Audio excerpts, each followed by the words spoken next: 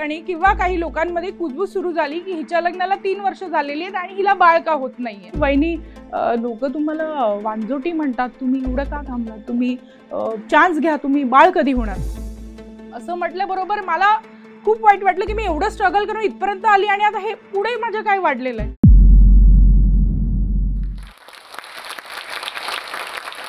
नमस्कार, मी कविता दर्शित चौधरी। मी एका मल्टीनॅशनल कंपनीमध्ये भारताचं ॲडमिन इंडिया हेड म्हणून प्रभुत्व करते। आज मी माझा हा प्रवास एक साधं जिल्हा परिषदेतली मराठी माध्यमाची विद्यार्थिनी ते आज ॲडमिनमध्ये इंडिया हेड, हा प्रवास माझा कसा रक्तरंजित होता किंवा किती संघर्षमय होता हे थोडं तुमच्याशी शेअर करणार आहे।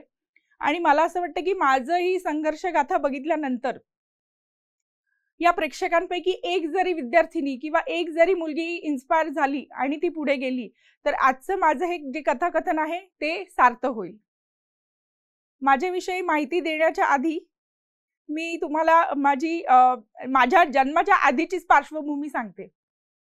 माझे आजोबा श्री काशीनाथ सहदेव नाईक, राहणार तेंडोली कुडाळ, इथे हे एक जिल्हा परिषद शाळेतले शिक्षक, मुख्याध्यापक आणि तसेच एक थोर कीर्तनकार म्हणून प्रसिद्ध होते। आणि त्यांचा मुलगा म्हणजे माझे बाबा हे पोलीस दलात असल्यामुळे त्यांची ठिकठिकाणी बदली व्हायची पोलीस खात्यात असल्यामुळे। आणि कधी वाडा, कधी मोखाडा, कधी जव्हार असं करता करता आम्ही डहाणूला येऊन स्थायिक झालो। डहाणूला येऊन स्थायिक झाल्यानंतर आमचं शिक्षण हे एका जिल्हा परिषदेच्या मराठी माध्यमाच्या एका शाळेतनं झालं।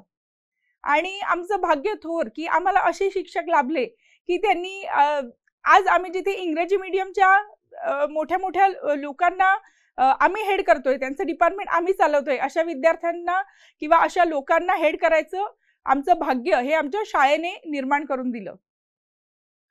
तर माझी गोष्ट सांगायची अशी की माझे बाबा पोलीस खात्यामध्ये हेड कॉन्स्टेबल ह्या पदावर रुजू झाले होते, परंतु ते प्रमाणापेक्षा जास्त इमानदार म्हणजे प्रामाणिक म्हणतात ते होते। आणि हेच एक कारण होतं की ज्यामुळे त्यांची सारखी ट्रान्सफर व्हायला लागली। ते स्वतः भ्रष्टाचार करायचे नाहीत आणि दुसरं कोणालाही करून द्यायचे नाहीत। आणि भारतामध्ये भ्रष्टाचार न केल्याची बक्षिसं कशी आणि किती मिळतात हे तुम्हाला सगळ्यांना माहितीच आहे। सो असं करता करता आम्ही डहाणूला आल्यानंतर माझं शिक्षण सुरू झालं। घरची परिस्थिती एवढी हालाकीची होती कारण आई एका फार्मास्युटिकल कंपनीमध्ये मॅनेजर असून सुद्धा लग्नानंतर तिने तिची नोकरी सोडली होती। तर घरामध्ये केवळ एकच कमावता व्यक्ती होता आणि तो पण भ्रष्टाचार करणार नाही आणि पोलीस खात्याला एवढे त्यावेळेला पगार नव्हते। त्यामुळे झालं असं की आम्हाला जे मिळेल, जेवढे रिसोर्सेस, मी, माझ्या मागे माझी बहीण आणि माझा एक भाऊ, अशी आम्ही 3 भावंड, जेवढे रिसोर्सेस मिळतील त्याच्यातच आम्ही आमचं भागवून पुढे पुढे शिकत राहिलो। आता जिल्हा परिषदेची शाळा होती आणि पुढे पण ज्या संस्थेमध्ये KL पोंदा हायस्कूलमध्ये आम्ही शिक्षण केलं डहाणूला, ती संस्था सुद्धा आम्हाला फुकटात 10वी पर्यंत शिकवत होती। आणि असं करता करता परिस्थिती हालाकीची म्हणाल, पण माझ्या आईचे जे माहेरचे होते ते भरपूर श्रीमंत होते आणि बाबांकडचे तर अति श्रीमंत होते। परंतु माझे आई आणि बाबांनी एवढं स्वाभिमानी होते की त्यांनी ठरवलं होतं की काहीही झालं, कितीही स्ट्रगल केलं तरी आम्ही कुठल्याही नातेवाईकांकडून पैसे किंवा कुठल्या स्वरूपाची मदत घेणार नाही, जे आहे तेवढ्याच रिसोर्सेसमध्ये आम्ही 3 मुलं घेऊन सांभाळणार। अशामध्ये माझी जी आत्या आहे तिला माहिती होती की हा भाऊ स्वाभिमानी आहे म्हणून ती सुंदर एक टेलर आहे, तर ती शिवणकाम करायची आणि तिने पूर्ण कपडे आमचे स्पॉन्सर केले। तर त्या तिने दिलेल्या कपड्यांवर आज मी आणि माझी बहीण आम्ही मोठी होत गेलो।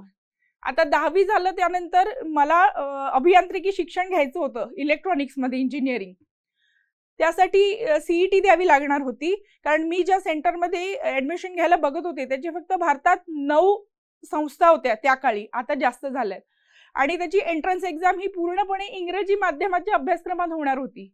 आणि मी डहाणू हे आमचं जे गाव आहे ते एकदम आदिवासी गाव आहे, म्हणजे आजही तिथे आदिवासी लोक आहेत आणि एवढे रिसोर्सेस नाही आहेत आणि त्या काळी तर अजिबातच नव्हते।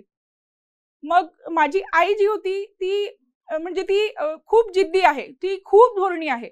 तिने मला सांगितलं की काहीही झालं तरी तू ही परीक्षा द्यायची आणि तू ही परीक्षा क्रॅक करायची आणि तू तिथे जायचंस.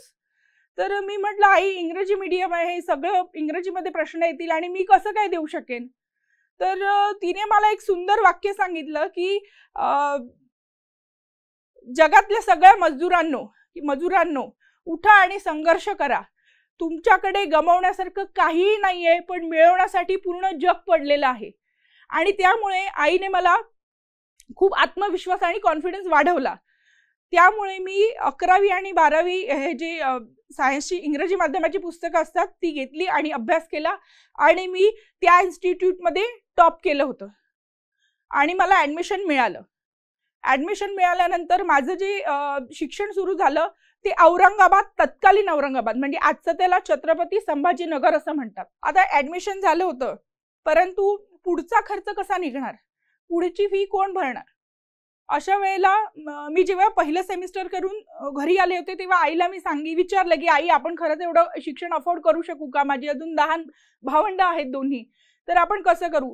त्यावेळेला माझी आईने असं ठरवलेलं की माझी जी स्वप्न पूर्ण नाही झाली किंवा मी जे नाही करू शकली ते मी माझ्या मुलींना काहीही करून करवणारच. अशा वेळेला माझ्या आईने प्रत्येक बँकेच्या दारात घेऊन मला फिरली आणि प्रत्येक बँकेमध्ये मी माझे पहिलीपासून ते 10वी पर्यंतचे मार्कलिस्ट दाखवले आणि एज्युकेशन लोनसाठी अप्लाय केलं. आता लोन तर आम्ही मागितलं, पण आमच्याकडे तारण ठेवण्यासाठी माझा मेंदू सोडून दुसरं काहीही नव्हतं. तर खूप साऱ्या बँकांनी सांगितलं की सॉरी आम्ही देऊ शकत नाही. एक बँक होती, तिथे एक पारशी बाई होती, तिला खूप आतून फील झालं की लंडन ते उन्हामध्ये या दोघी आलेल्या आहेत. तिने माझ्या मार्कलिस्ट वगैरे बघितल्या, तिने आम्हाला थांबायला सांगितलं आणि ती बँक मॅनेजरच्या केबिनमध्ये गेली आणि तिने सांगितलं की ह्या मुलीची गॅरंटी मी घेते आणि हिने जर शिक्षण झालं लोन नाही भरलं तर हे मी भरीन, परंतु आपण हिला लोन द्यायला हवं. आणि असं करून त्या बँकेने मला एज्युकेशन लोन दिलं. ते लोन दिल्यानंतर मी पुन्हा गेले आणि जोमाने अभ्यास केला आणि माझं शिक्षण पूर्ण केलं. आता माझी खाण्यापिण्याची सोय तर मलाच करावी लागणार होती, शिवाय इंग्रजी माध्यमामध्ये पूर्ण शिक्षण होतं. तर त्या ठिकाणी बीबी का मकबरा म्हणून एक खूप फेमस जागा आहे ऐतिहासिक वारशातली. तिथे असंच मी एकदा रविवारी गेलेली असताना एक चायनामधून एक मुलगी एकटी सोलो ट्रॅव्हलर आली होती आणि तिने मला असंच विचारलं की हे वास्तू काय आहे. मी त्याची माहिती वगैरे तिला दिली, परंतु संवाद मात्र मी पूर्ण इंग्रजीमध्ये साधला होता. आणि मला वाटतं सकाळी 10 ते संध्याकाळी 5 पर्यंत आम्ही दोघी सोबत होतो आणि मी तिला पूर्ण सगळं सांगू शकले माहिती. ह्याचा मलाही आनंद होता आणि तिलाही खूप आनंद होता. जाताना तिने मला $1ची एक नोट दिली आणि सांगितलं की थँक्यू व्हेरी मच. तर तो प्रसंग माझ्यासाठी असा होता की अरे मी तर इंग्रजी शिकण्यासाठी हे करते, पण हे माझं अर्थार्जनाचं साधन पण होऊ शकतं. सोमवार ते शुक्रवार कॉलेज करायचं, शनिवार आणि रविवार बीबी का मकबराला जायचं. आणि तिथे माझं सौभाग्य असं आहे की आज इंग्लिश स्पीकिंगसाठी लोक वेगवेगळे क्लासेस लावतात हजारो रुपये खर्च करून, परंतु मी प्रत्येक देशात म्हणजे पृथ्वी तलावर असं म्हणाल की प्रत्येक खंडातून जे जे परदेशी नागरिक यायचे त्यांच्याशी बोलून वगैरे मी इंग्रजी बोलायचा सराव केला आणि मी इंग्रजी शिकले. ते झाल्यानंतर आमच्या कॉलेजमध्ये असं होतं की कॅम्पस सिलेक्शन म्हणून एक क्रायटेरिया होता, जिथे वेगवेगळ्या कंपनीज यायच्या, विद्यार्थ्यांशी बोलायच्या आणि त्या त्यांना सिलेक्ट करून जॉबसाठी घेऊन जायच्या. तर कॉलेजमध्ये 101 हुशार विद्यार्थी होते, परंतु कोणालाही इंग्लिश स्पीकिंग फायनल स्टेजला म्हणजे शेवटच्या पातळीला कळायचं नाही. मग मी तेव्हा थोडं त्यांना ग्रूमिंग सुरू केलं की तुम्ही असं हँडशेक करा किंवा असं बोला, तुमची पोज अशी असली पाहिजे किंवा तुमचं संवाद कम्युनिकेशन स्किल्स कशा पाहिजेत वगैरे. तर अशा प्रकारे माझं शिक्षण झालं आणि नोकरीला मी सुरुवात केली आणि नोकरीला सुरुवात केल्यानंतर माझ्या कामाच्या कौशल्यांमुळे मी एका चांगल्या पोस्टवर जाऊन पोहोचले. आता प्रश्न आला लग्नाचा. तर माझं मी असं सौभाग्य मानीन की माझं लग्न अशा एका जातीमध्ये झालं, म्हणजे पृथ्वी तलावर एकमेव अशी जात मी बघितली आहे किंवा एक समाज बघितलेला आहे, सोमवंशी क्षत्रिय समाज, म्हणजे वाडवळही म्हणतो.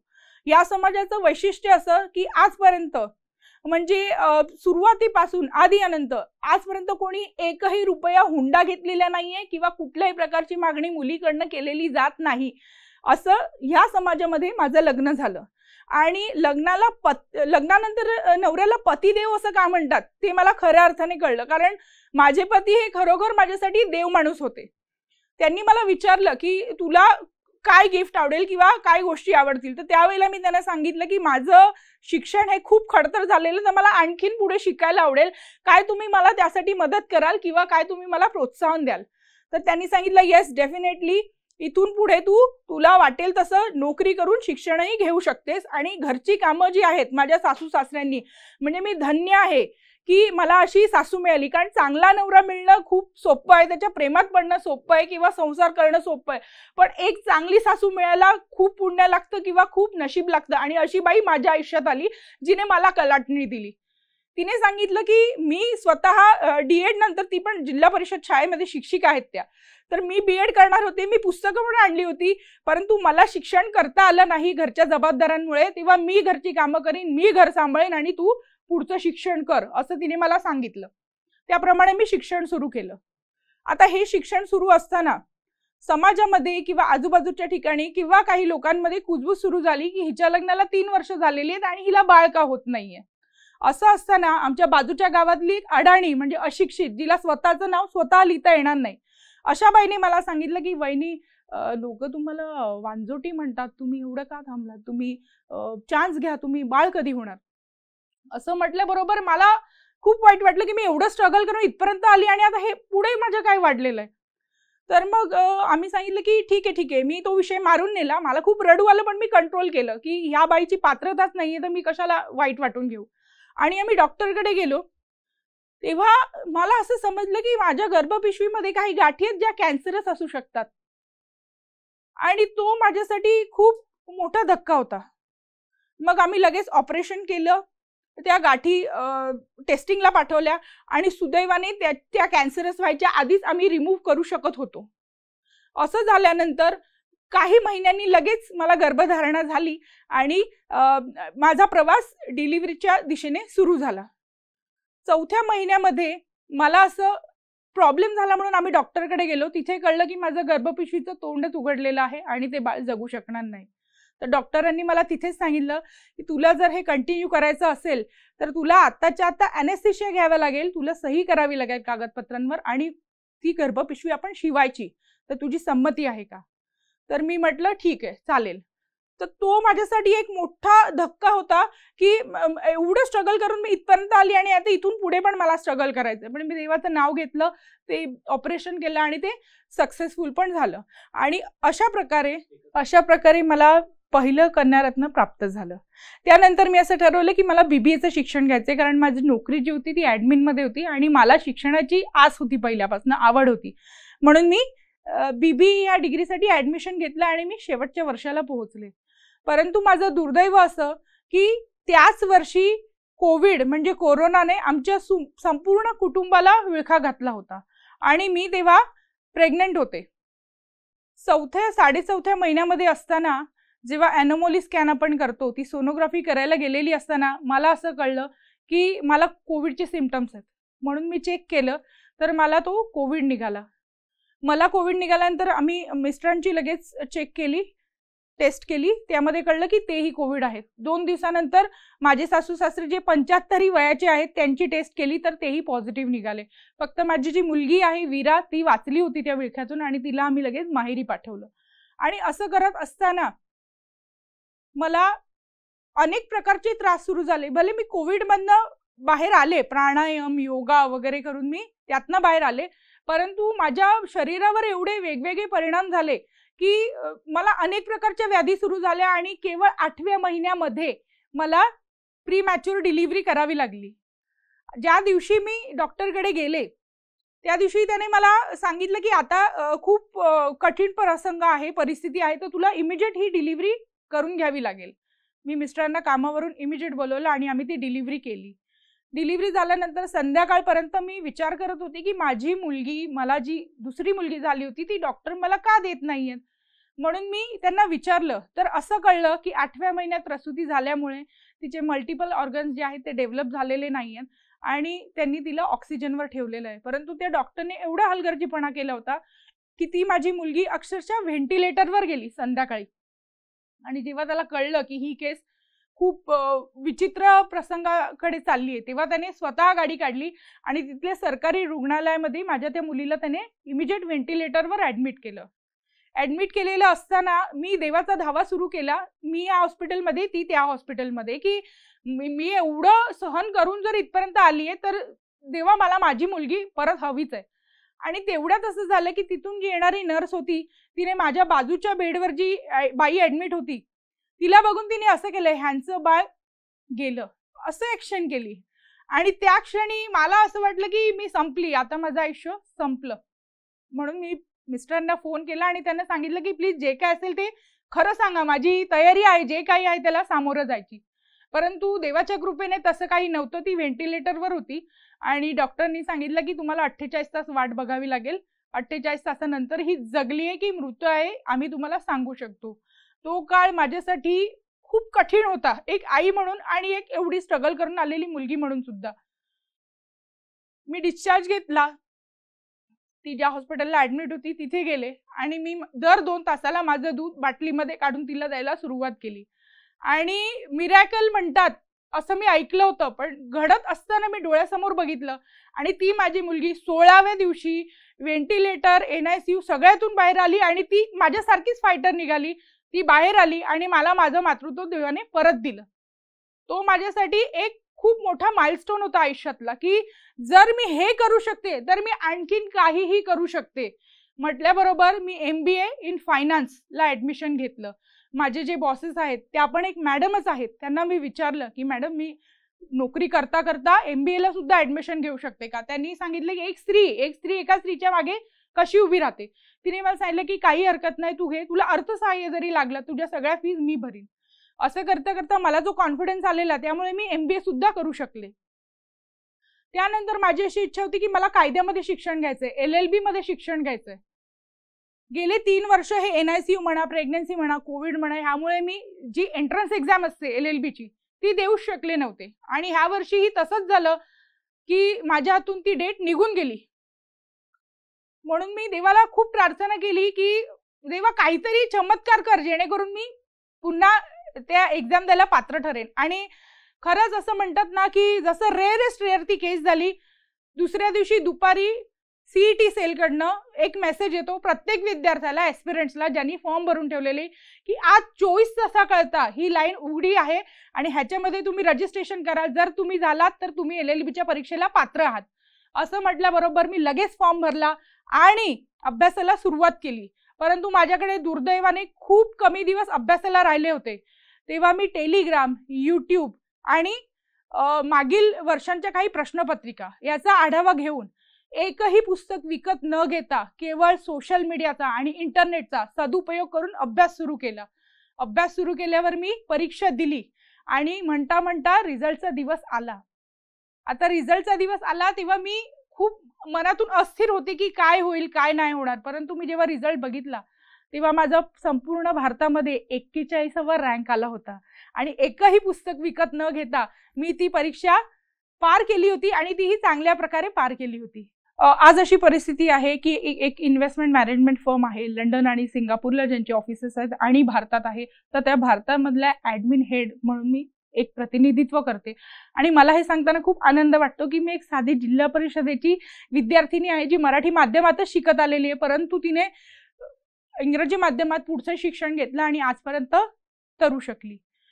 जोश टॉक्सच्या माध्यमातून मला सगळ्या महिला वर्गाला स्पेशली असं सांगायचंय की आपण नेहमी असं म्हणतो की एका यशस्वी पुरुषाच्या मागे एका स्त्रीचा हात असतो आणि एका यशस्वी स्त्रीच्या मागे एका कणखर पुरुषाचा हात असतो.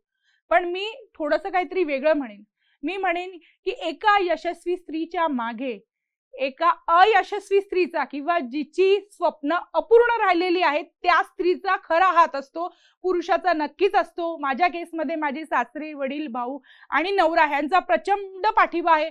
परंतु जी माझी आई जिने स्वतःची स्वप्न बाजूला टाकून आम्हाला शिकवलं, माझी सासू ज्यांनी स्वतःची स्वप्न पूर्ण झाली नाहीत पण मला शिक्षणाला पुढे त्यांनी सहकार्य केलं, माझी लहान मुलगी जिने दुधाअभावी मी दूधही पाजू शकत नाही, कारण मी आज माझं वय केवळ 35 वर्ष आहे, पण मला हेवी डायबिटीज डॉक्टरने सांगितलेलं आहे. कोविडचे जे दुष्परिणाम झाले, आज माझं आयुष्य जे आहे ते घड्याळ्याच्या काट्यावरचं आहे. मी पहाटे 4ला उठून 6ची गाडी पकडून विरार ते चर्चगेटवरनं पूर्ण दिवस काम करून संध्याकाळी घरी येते.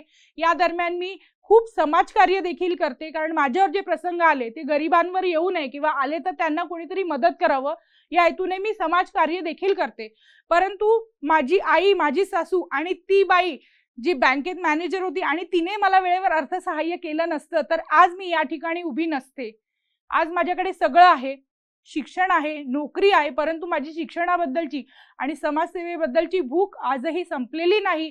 आणि माझं हे जे मी व्रत घेतलेलं आहे हे मी अविरत जोपर्यंत जिवंत आहे तोपर्यंत सुरू ठेवणार आहे. लोक येतील, काही चांगलंही म्हणतील, काही लोक वाईटही म्हणतील, पण मी त्यांच्या कौतुकाने भारावून जाणार नाही आणि त्यांनी केलेल्या टीकांमुळे स्वतःला दुखावून देणार नाही. माझी सगळ्या मैत्रिणींनाच म्हणेन, मी सगळ्या वयोमर्यादेच्या मैत्रिणींना विनंती आहे की तुम्ही काहीही झालं तरी हार मानू नका. हारा वही जो लढा नाही. त्यामुळे तुम्ही कुठल्याही परिस्थितीत हार न मानता पुढे सामोरं जा. There's a will, there's a way. जिथे तुमची इच्छाशक्ती आहे तिथे देव तुम्हाला नक्की मदत करणारच. धन्यवाद.